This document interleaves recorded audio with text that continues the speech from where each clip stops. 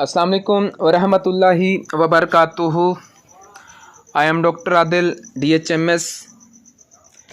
मेरे YouTube channel के तमाम दोस्तों, उम्मीद करता हूँ आप सब खैर वाफियत से होंगे। अल्लाह पाक आप सबको अपने हिफ्ज़ व अमान के अंदर रखे। आप सबसे मेरी रिक्वेस्ट है कि मेरे चैनल को सब्सक्राइब और लाइक कीजिएगा ताकि मेरे आने वाली वीडियो आप तक पहुँचती रहें। और आप सबसे मेरी रिक्वेस्ट है कि वीडियो को आखिर तक सुनिएगा ताकि आपको इसकी समझ आए। अगर आप बीच में से वीडियो को अगर स्किप करेंगे तो आपको किसी भी किस्म की समझ नहीं आएगी, क्योंकि इंशाअल्लाह अज़्ज़ा वजल मैं आपको सबसे पहले अलामात पर बात करूँगा, इलाज पर बात करूँगा और मेडिसिन वगैरह आपको मैं बताऊँगा इंशाल्लाह इस वीडियो के अंदर। लेकिन आप सबसे रिक्वेस्ट है कि वीडियो को शुरू से आखिर तक सुनिएगा ताकि आपको इसकी समझ आए। आज का हमारा जो टॉपिक है प्रोस्टेट का बढ़ जाना, यानी कि मज़ी के गदूद की शदीद सोजन। सबसे पहले इसकी मैं अलामात आपके साथ शेयर कर देता हूँ। ये एक ऐसी बीमारी है जो 40 साल की उम्र के अफराद के बाद ज़्यादा हो जाती है। इसकी वजह गरम ग़िज़ा का खाना, गरम मेडिसिन का खाना, प्रोस्टेट का सोजन हो जाना यानी कि सूज जाना,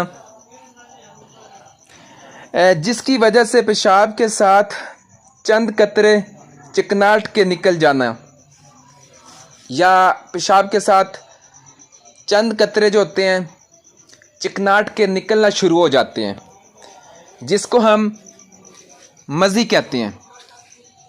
मज़ी अगरचे यह बीमारी गाहे बेगाहे वाक़या होती है, लेकिन बड़ी तकलीफ़ दे और दर्दनाक अक्सर ये मर्ज़ सोज़ाक की वजह से हुआ करता है। लेकिन गाहे बेगाहे अमराज, मकद या पथरी या खराश मकद की वजह से या बढ़ापे में, मसाने में, सर्दी लगने की वजह से ये मर्ज़ पैदा हो जाता है। आगे आपको बताता हूँ अलामात मर्ज़।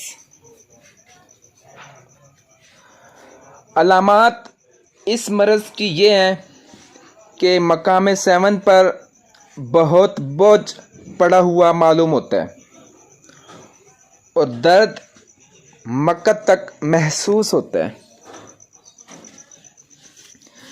जिससे पाखाना जाने की छोटी हाजत रहती है। बोझ नाकाबिले बर्दाश्त होता है, मरीज़ बैठ नहीं सकता, ये गदूद सूज जाती हैं और छूने से वर्म का पता लगता है। मसाने में खराश शुरू हो जाती है और पेशाब का आना बिल्कुल बंद हो जाता है, या थोड़ा आता है और कभी कभी खून मिला हुआ आता है। ये आर्ज़ा खनाज़ीरी मिजाज वालों में बहुत देर तक रहता है। इस आर्ज़ा में पीप का पैदा हो जाना एक आम बात है। जब मर्ज़ का हमला शदीद हो और गदूद में पीप पड़नी शुरू हो जाए तो दर्द नहायत शदीद होता है। रात को नींद नहीं आती और पेशाब की रुकावट होती है, या हम इसको ऐसे ही बोल सकते हैं कि पेशाब का रुक जाना या रुका रहना अखरोट के बराबर एक गदूद होता है, जो कि मसाने के सिरे पर वाक़या होता है। इस गदूद में एक किस्म की सफ़ेद या बेरंग रतूबत पैदा होती है, जिसे मज़ी कहते हैं, जिसको हम मज़ी बोलते हैं। आगे हम आ जाते हैं असबाब मर्ज़ पर। असबाब मर्ज़ मैं आपके साथ शेयर करता हूँ। सोज़ाक, पथरी या कैथी की खराश या अमराज, मक्कद इसके असबाब हुआ करते हैं। ये गदूद बढ़ापे में अक्सर आहिस्ता आहिस्ता बढ़ता रहता है, या मसाने को सर्दी लगने से यकायक वरम बहुत बढ़ जाती है, वरम जो होती है बढ़ जाती है। आगे हम इलाज पर आ जाते हैं। इलाज के अंदर एकोनाइट, मर्क्यूरस, बेलाडोना, पल्साटिला, सल्फ़र और आयोडियम। मर्ज़ की दर्जा शदीद में एकोनाइट और मर्क्यूरस को बारी बारी से देते रहना चाहिए।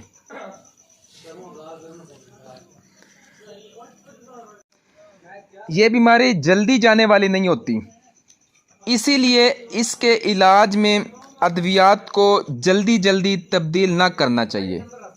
मतलब हमें जल्दी नहीं करनी चाहिए कि मेडिसिन को हम तब्दील करें, क्योंकि ये जो मर्ज़ होता है आहिस्ता आहिस्ता जाता है। एकोनाइट और मर्क्यूरस के बाकायदा इस्तेमाल के बाद पल्साटिला की बारी आती है।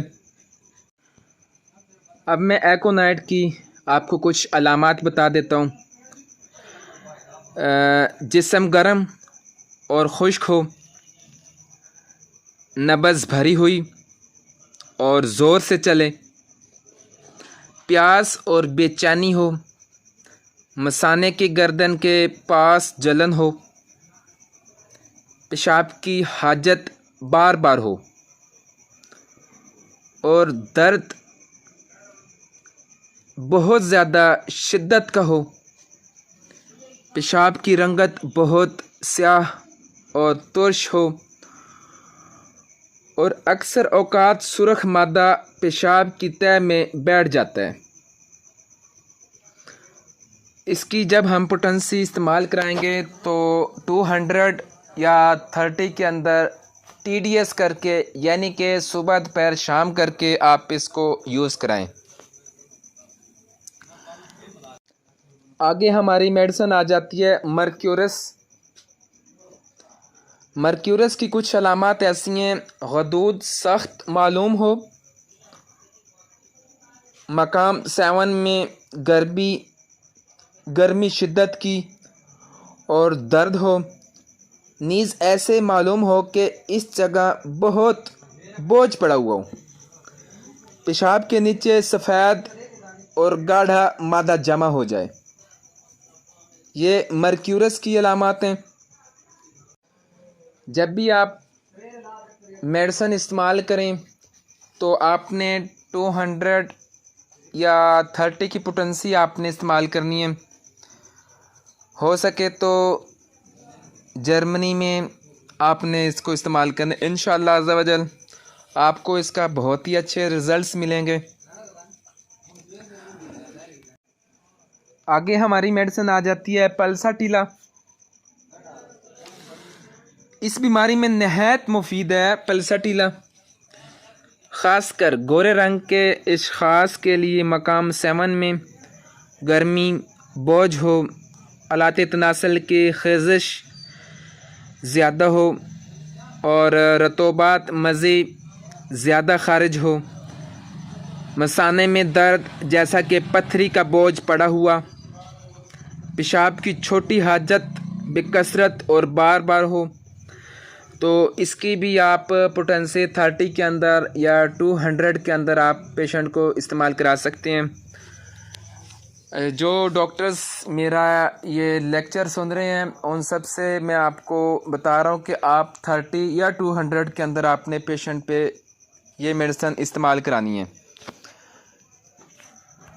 अगली हमारी मेडिसिन है थूजा।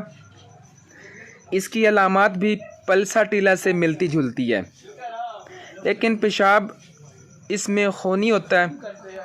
ये मैंने आपको थूजा की कुछ अलामात आपके साथ शेयर किए हैं, लेकिन जब भी आप थूजा इस्तेमाल कराएंगे आपने सबसे पहले इसकी पोटेंसी जो होती है वो 30 के अंदर इस्तेमाल करानी है या फिर 200 के अंदर इस्तेमाल करानी है। इंशाअल्लाह अज़्ज़ा वजल बहुत ही अच्छा रिज़ल्ट्स मिलेंगे। ये मैंने आपको मज़ी की गदूद की शदीद सोजन के हवाले से आपको अलामात, असबाब मर्ज़, इलाज और मेडिसिन आपको बताई हैं। उम्मीद करूँगा आपको मेरा ये टॉपिक पसंद आया होगा और आप सबसे मेरी रिक्वेस्ट है कि मेरे चैनल को सब्सक्राइब और लाइक कीजिएगा